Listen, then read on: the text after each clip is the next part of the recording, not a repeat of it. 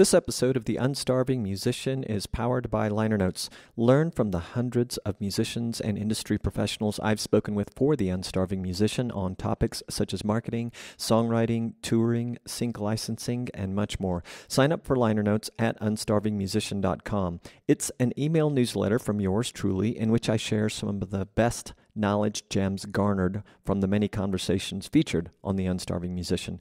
You'll also be privy to the latest podcast episodes and liner notes subscriber exclusives. Sign up at unstarvingmusician.com. It's free and you can unsubscribe at any time. This is The Unstarving Musician. I'm Robonzo. This is my podcast. It features conversations with independent music artists and industry professionals with occasional special topic episodes featuring yours truly. A glimpse into the minds of my varied guests, all intended to help independent music artists better understand the marketing, business, and creative processes that empower us to do more of what we love. Make music. Welcome to another episode number 299. Only two left, including this one, as I near episode 300. But first, where are you? How are you? And what are you wearing? I don't know why that feels like something I have to say at the top of every episode, but it's who I've become as a podcaster. I want to know these things. Yes, I've done a lot of reminiscing about conversations, learnings, challenges, uncertainty, and the fun that has been part of the podcast. The Unstarving Musician has been a rewarding experience, the podcast that is, and thanks to you and my many guests, I suspect the fun is not over. I've been kicking around many ideas for making use of all the great info that was shared with me by way of my guest interviews and various musicians that encountered the podcast, my email list, subscribers, followers. So here are a few things I'm thinking about doing with all the great content that comes with all those interviews I've done. One idea is posting educational videos on YouTube. Another is writing educational articles for the Unstarving Musician blog or the website. Creating transcripts for past episodes. I think that would be helpful. Offering courses on various topics. Posting educational bites on social media and YouTube, and updating interviews for feature articles, videos, or new mini podcast episodes. And I know that last one goes against the idea of wrapping things up at episode 300, but it's on the table. And yeah, if you missed the last couple of episodes and aren't on my liner notes email list, I'm going to stop at episode 300. This is 299 again. So what do you think? Am I missing any valuable ideas, any things that might help you or musicians you know? I would love to hear from you. You can find all my contact info on unstarvingmusician.com or at Robonzo Drummer on the Instagram, Twitter, and Facebook. All right, so today I'm going to talk about 3 things that I hope you'll find interesting and helpful and that you might share with a friend. They are selling merch, music, and VIP packs to deepen relationships with your fans and followers and supporters. So let me start with, I guess, merch and more. So that I did a 2023 version of the Unstarving Musician Listener Survey, which reminds me I need to do one for 2024. Maybe you would like to be part of that. And anyway, the survey results indicated that many of you are interested in selling merch and music and perhaps learning how to do it better.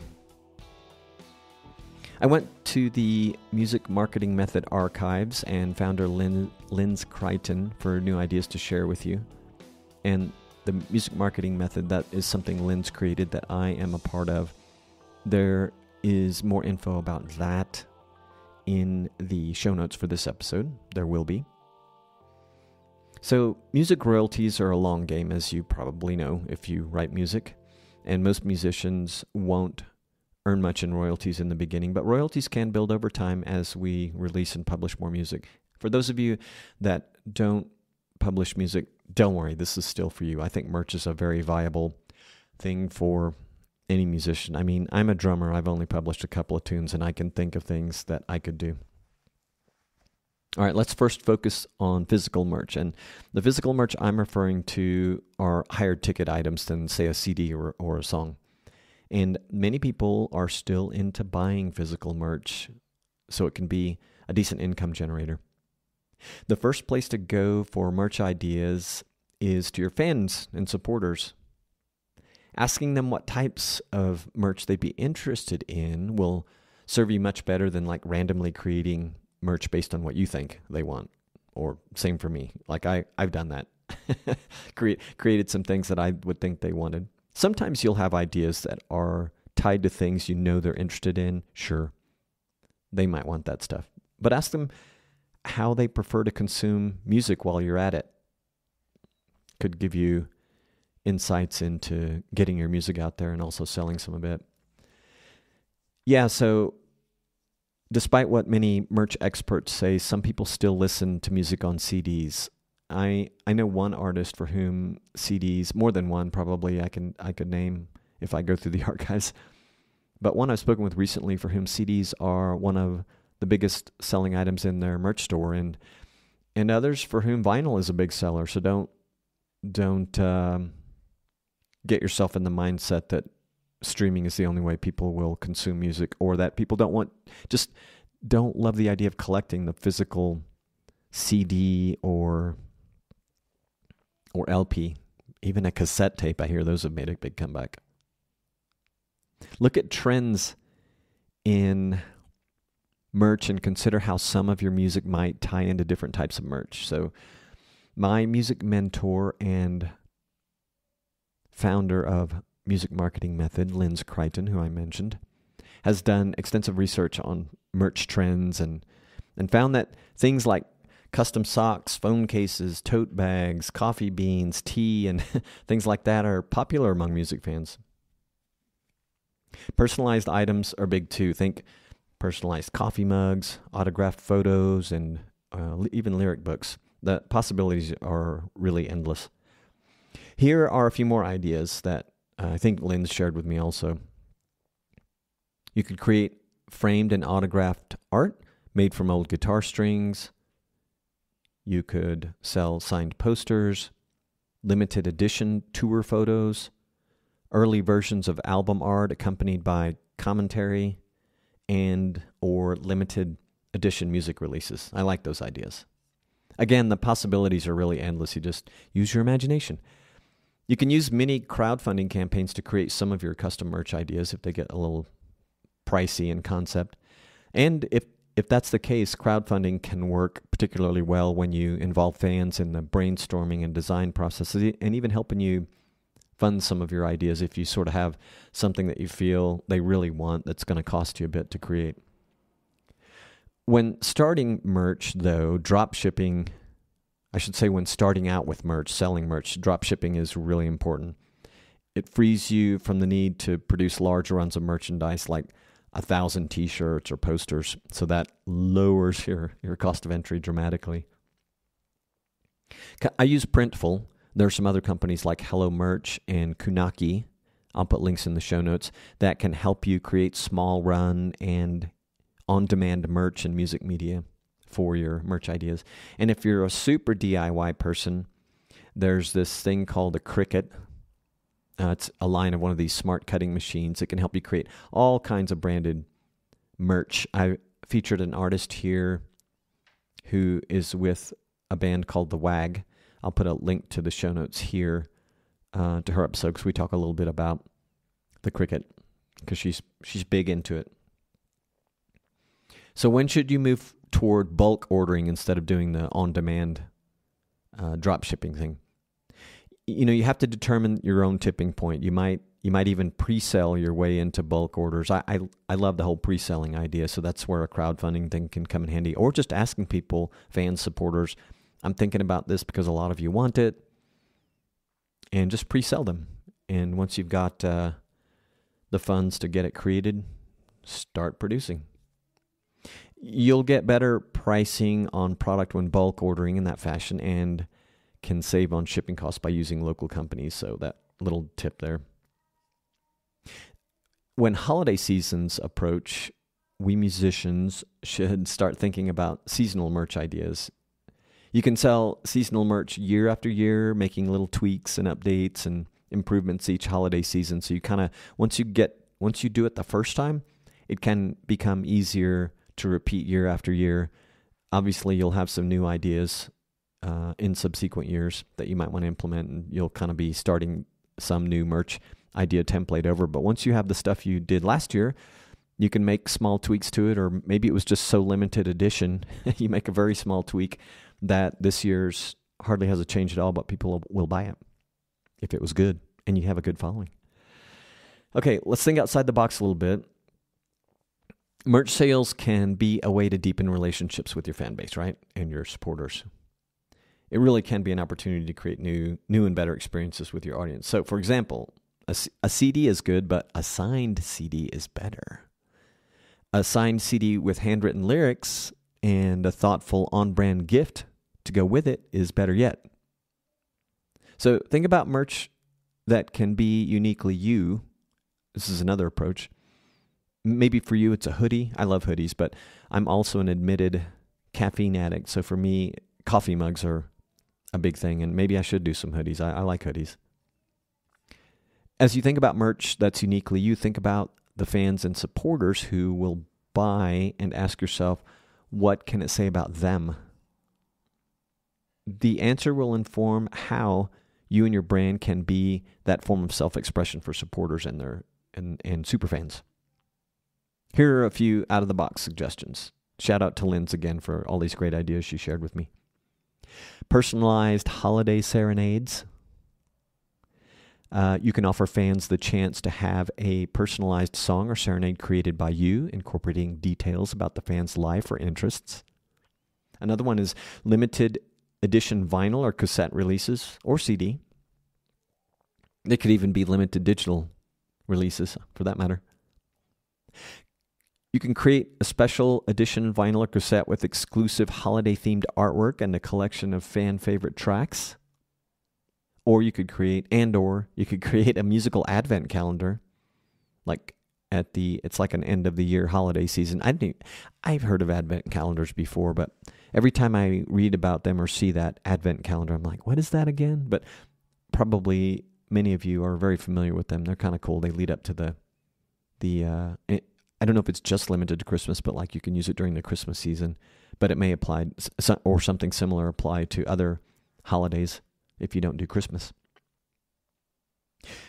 You could design an online advent calendar where fans can unlock a new holiday-themed song or musical snippet each day leading up to Christmas, for example. And then another idea is customized song lyrics artwork, if you're artistic in that way. You can create personalized artwork featuring the lyrics of fan-favorite songs, incorporating holiday-themed colors and things. And by the way, art's gotten a lot easier to produce, although I think you have to be careful with this, but Canva, of course, and they're incorporating AI, and there are many other AI art tools.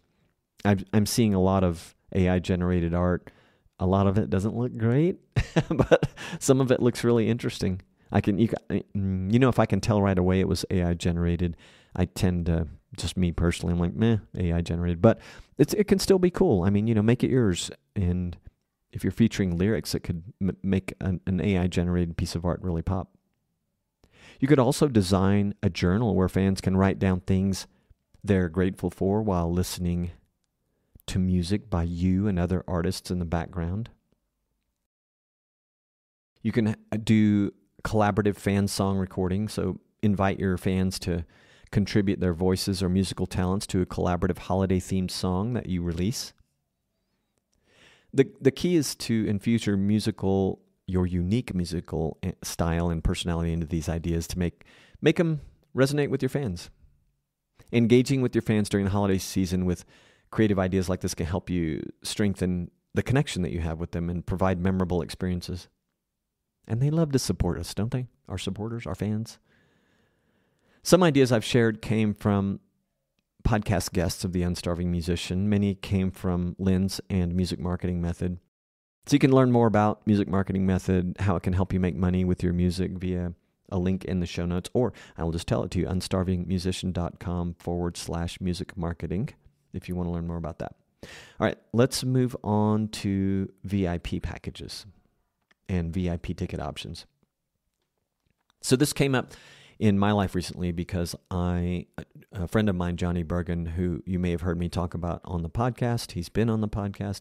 He's coming to Querétaro, where I live in Mexico, to do another round of gigs in and around Querétaro. And one of the events that I'm organizing with the studio, a local recording studio and rehearsal space studio owner, is a masterclass in which Johnny will do some guitar masterclass stuff. And it'll be a paid event, but we're going to create some VIP ticket options, so you can apply these to your world. I'm going to try not to say Johnny too many times, although why not? He's been on the podcast. He's a great guy, but I'll try and just let you imagine you. But you can provide an option where there's a meet and greet with, in this case, where I'm talking about a masterclass, with the masterclass instructor leader. In that, it can give early access to the studio for a private meet and greet, an opportunity to take photos with the celebrity guitarist and get autographs. And it could also include limited edition signed merchandise like posters or CDs. All this exclusive to VIPs. Okay, you might not be doing a masterclass, but just think about your own world. Could be a music like a release party for new music. Could be, I even think you could apply this to house concerts. I've not really heard of anyone doing this, but surely someone has applied this concept or these concepts. Another option that we're working on is like a front row package in the case of the masterclass. Again, I think this would work great for a house concert, but front row seats for the best view of the demonstrations or the performance. And it could include complimentary drink or snack during the event, like some special seating, comfortable chairs with cushions. You can really just go all out, whatever you can do within your budget and the things that you have at your disposal. Again, in the case of a masterclass, you could do like an exclusive workshop session where there's a small group workshop before or after the main event, the main masterclass. In this case, attendees would get like personalized tips and feedback on their playing techniques, and it would be limited availability so that it's an intimate learning experience.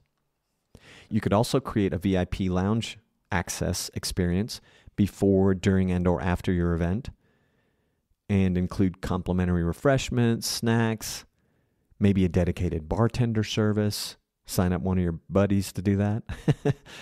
And the lounge area could also have like comfortable seating, ambient music, and like a relaxed atmosphere. You could have a swag bag package that included curated stuff with exclusive merchandise like t-shirts, guitar picks, other memorabilia, drumsticks, whatever your thing is.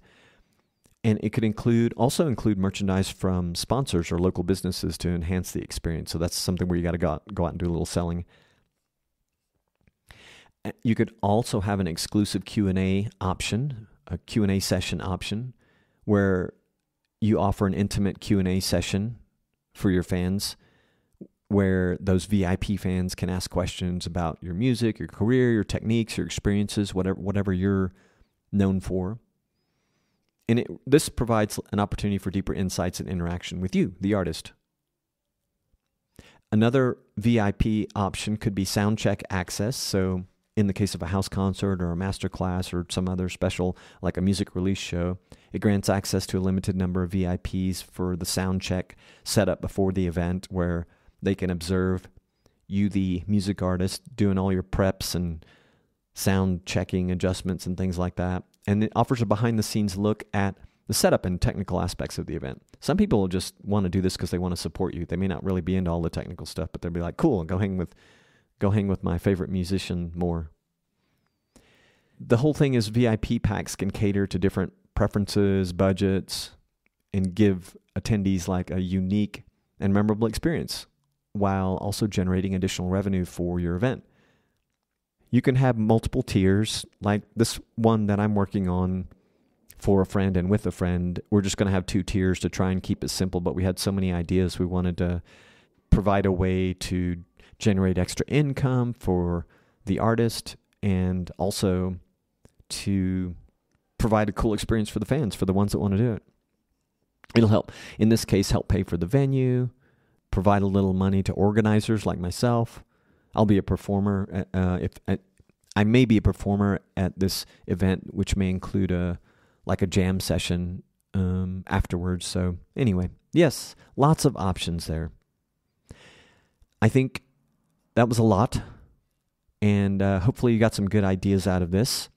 If you have other good ideas to share, please always, always, always let me know. I'd love to hear from you, and there will be links again in the show notes for all this stuff.